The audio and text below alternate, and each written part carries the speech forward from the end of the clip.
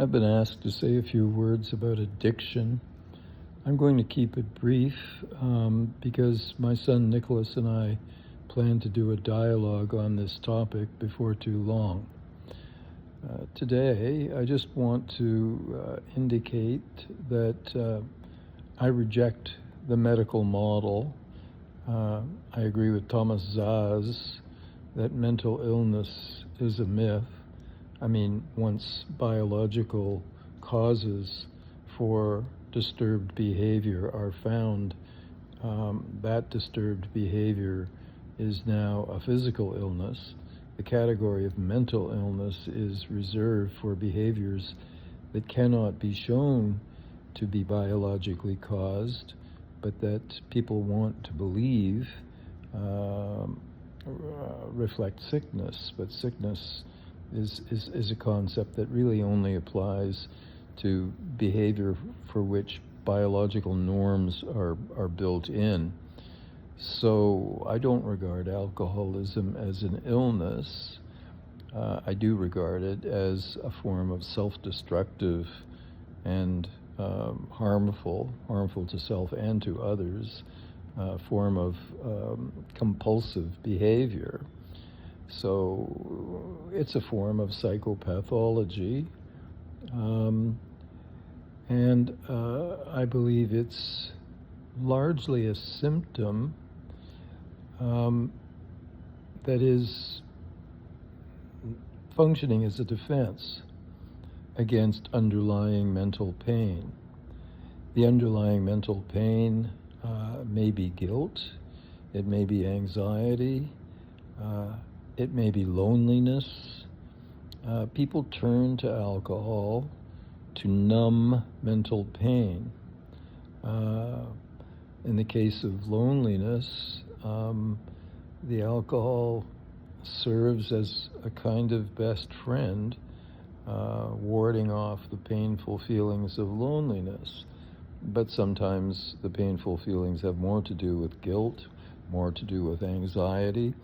The psychoanalytic task is to unearth and bring to consciousness and understand the underlying mental pain.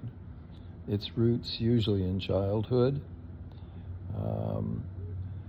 and when the underlying mental pain is brought to consciousness, one then is more able to take a decision to stop resorting to alcohol or opiates, whatever, porn, a range of other techniques, really, for defending against unbearable mental pain.